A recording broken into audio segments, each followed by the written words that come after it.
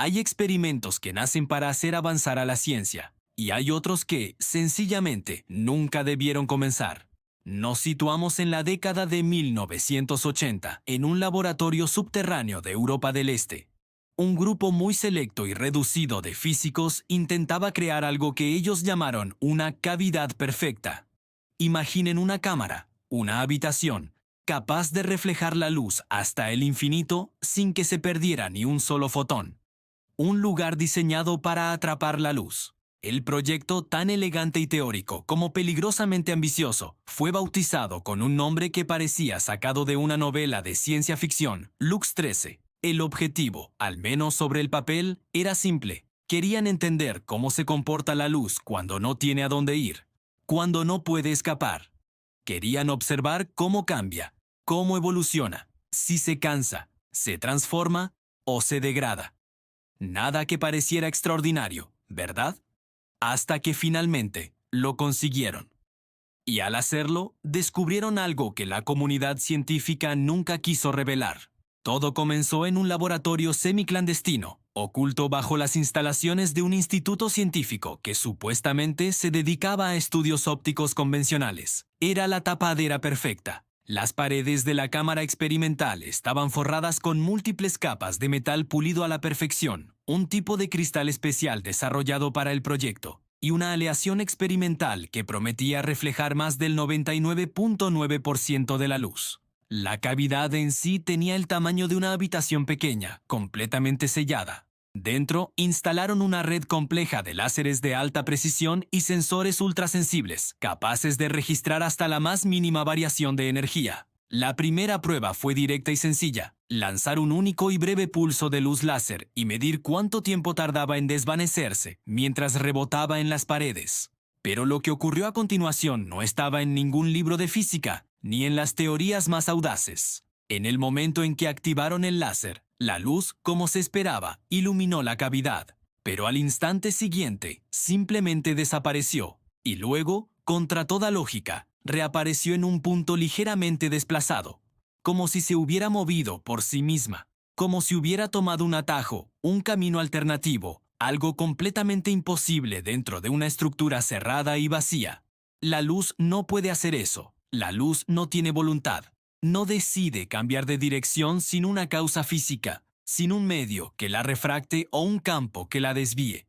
Y, sin embargo, allí, en esa cámara, lo hizo.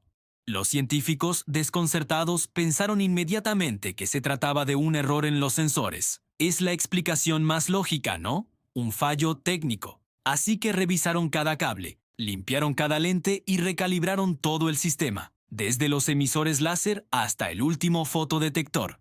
Repitieron el experimento, y la luz volvió a moverse, como si estuviera esquivando algo invisible dentro de la cámara, como si evitara chocar con una presencia que solo ella podía percibir. Este comportamiento anómalo continuó durante días. A veces, la luz aparecía un milisegundo antes de lo previsto en los sensores. Otras veces, un milisegundo después. Era como si, dentro de esa cavidad aislada del mundo, estuviera jugando con el tiempo, adelantándose o retrasándose a voluntad. Pero la anomalía más inquietante, la que de verdad empezó a generar miedo entre el equipo, llegó una noche. Uno de los investigadores principales, el doctor Ivan Novak, decidió quedarse vigilando el experimento desde la sala de control exterior, completamente solo, mientras el resto del equipo supervisaba desde el piso superior. Era de madrugada. El enorme edificio estaba en un silencio absoluto, casi sepulcral. El doctor Novak activó la secuencia del experimento, y la luz brilló en la cavidad como siempre. Pero esta vez, algo más sucedió. El doctor Novak aseguró, con la voz temblorosa, que vio un destello que no correspondía a ningún reflejo conocido. No era un rayo disperso, ni un fallo del sistema. Según su testimonio, era un punto de luz firme, quieto, casi como un ojo que se abría en la más profunda oscuridad y que parecía mirarlo directamente. Novak se quedó paralizado. Aquel punto de luz parpadeó 2 veces, de forma lenta y deliberada, y luego se apagó. Aterrado, subió corriendo las escaleras hasta el panel de mandos principal. Pero sus colegas le aseguraron que era imposible. La cavidad estaba completamente sellada, y los sensores no habían registrado ninguna emisión de luz hacia el exterior. Lo que él vio, sencillamente, no debería haber existido. Al día siguiente, con la tensión palpable en el ambiente, decidieron instalar cámaras de alta velocidad para grabar el interior de la cavidad desde todos los ángulos posibles. Querían una prueba irrefutable de lo que estaba pasando. En la segunda prueba del día ocurrió algo que los dejó sin palabras. Uno de los láseres, perfectamente calibrado, se desvió de manera espontánea en mitad de su trayectoria. El haz, en lugar de seguir la línea recta que le correspondía, dibujó un pequeño y suave arco, como si hubiera esquivado algo, o a alguien. Y no fue un fallo del equipo. Varios sensores registraron simultáneamente un cambio de presión mínimo, pero medible, en un punto exacto del espacio donde no había absolutamente nada. Un desplazamiento de aire, una presencia física invisible que ocupaba un lugar. La luz ya no solo se movía de forma extraña, sino que ahora parecía interactuar con algo que nadie más podía ver. En las semanas siguientes, los incidentes se multiplicaron y empezaron a salir de la cámara experimental. Pasillos enteros del laboratorio se iluminaban de repente, con luces que parpadeaban sin causa aparente, incluso cuando se cortaba la corriente.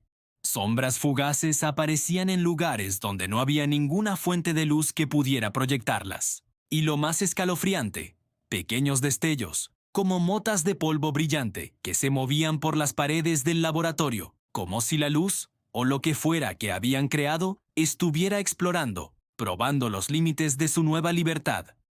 Finalmente, la situación se volvió insostenible.